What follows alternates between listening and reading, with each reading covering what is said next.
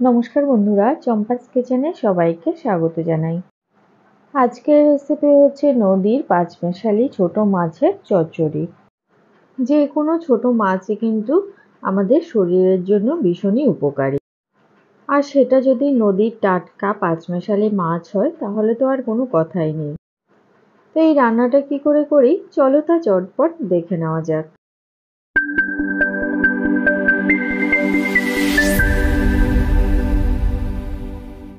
তো প্রথমেই গ্যাস জ্বালিয়ে একটা কড়াই গরমে বসিয়ে দিচ্ছি।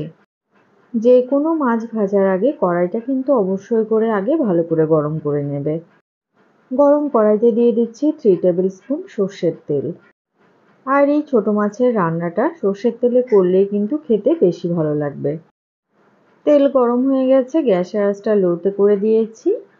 ভালো করে ধুয়ে নুন হলুদ মাখিয়ে রাখা পাঁচমেশালি মাছ এবারে ভেজে নিচ্ছি। মোটামুটি 1.5 থেকে 2 মিনিট সময় নিয়ে উল্টে পাল্টে মাছের এক এক সাইড হালকা করে ভেজে নেব। খুব বেশি কড়া করে ভাজবো না, এতে করে মাছের স্বাদ নষ্ট হয়ে যাবে। তো নদীর মেশালি মাছ দিয়ে কিন্তু এই চচ্চড়িটা করছি। মাছের একটা সাইড ভাজা হয়ে গেছে, অপর সাইড উল্টে দিচ্ছি। এর মধ্যে রয়েছে ছোট ছোট ট্যাংরা, পুঁটি, পিয়ালি, বাচা। অনেক কটা মাছ আবার আমি চিনিও না, কি যে নাম কে জানে, তবে খেতে কিন্তু দারুণ টেস্টি। নর্থ বেঙ্গলের নদীগুলোতে কিন্তু বেশ সুন্দর সুন্দর মাছ পাওয়া যায়। মাছের দুটো সাইডই সুন্দর ভাজা হয়ে গেছে, এবারে তেল ছেঁকে নামিয়ে নিচ্ছি। মাছ ভাজার ওই তেলেই আরও 1 টেবিল স্পুন সর্ষের তেল দিয়ে দিচ্ছি। গরম তেলে এবারে দেব একটা তেজপাতা আর 1/4 টিস্পুন কালো জিরে। ছোট মাছের চচ্চড়িতে কালো জিরে বেশ সুন্দর লাগে খেতে। এবারে দিচ্ছি দুটো মাঝারি সাইজের পেঁয়াজ কুচোনো। 4 কোয়া রসুনকে কুচিয়ে নিয়েছি, সেগুলো দিলাম। গ্যাসের আঁচটা মিডিয়াম টু লোতে রেখে 1-2 মিনিট পেঁয়াজ আর রসুন ভেজে নিচ্ছি। পেঁয়াজ থেকে যেন তেল ছিটকে না আসে ওই জন্য দিয়ে দিচ্ছি 1.5 টিস্পুন লবণ। আমি একবারই কিন্তু সম্পূর্ণ লবণটা দিয়ে দিলাম। দিচ্ছি 1/2 টিস্পুন হলুদ গুঁড়ো।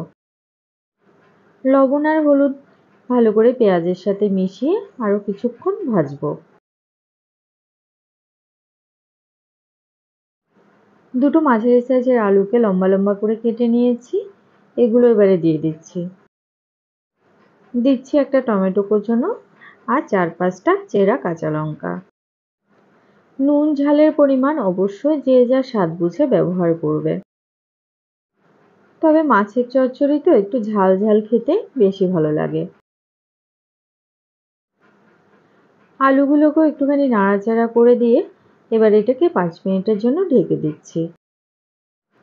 আমাদের চ্যানেল চম্পাস কিচেনের রেসিপিগুলো যদি তোমাদের ভালো লাগে তাহলে অবশ্যই চ্যানেলটাকে সাবস্ক্রাইব করে নেবে এবং পাশে থাকা বেল আইকনটাকে প্রেস করে দেবে।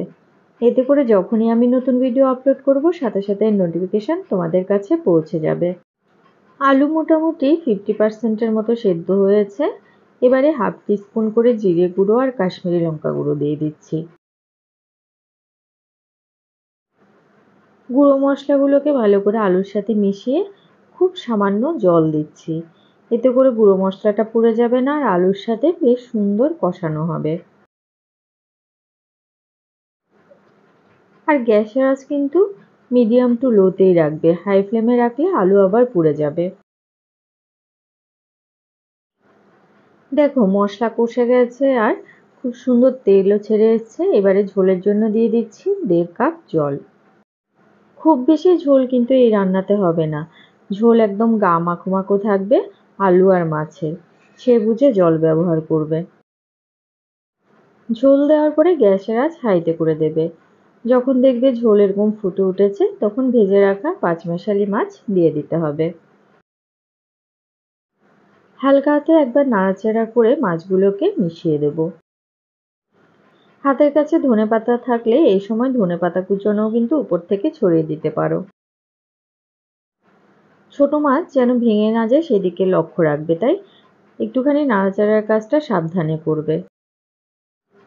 গ্যাসের আঁচ এবারে লোতে করে দিয়ে 5 মিনিটের জন্য ঢেকে দিলাম। ছোট মাছের চচ্চড়ি কিন্তু হয়ে গেছে। দেখো ঝোলের চারধারে খুব সুন্দর তেল ভেসে উঠেছে আর আলুও সম্পূর্ণ সেদ্ধ হয়ে গেছে। প্রত্যেকটা মাছ গোটা গোটা রয়েছে, একটাও কিন্তু ভেঙে যায়নি। তো আর খুব বেশি নাড়াচাড়া করব না, ঝোলটাকে এরকম থাকা অবস্থাতে গ্যাসের আঁচটা অফ করে দিচ্ছি। এখন একটুখানি ঝোল ঝোল মনে হলেও ঠান্ডা হলে কিন্তু আরো অনেকটা ঘন হয়ে যাবে।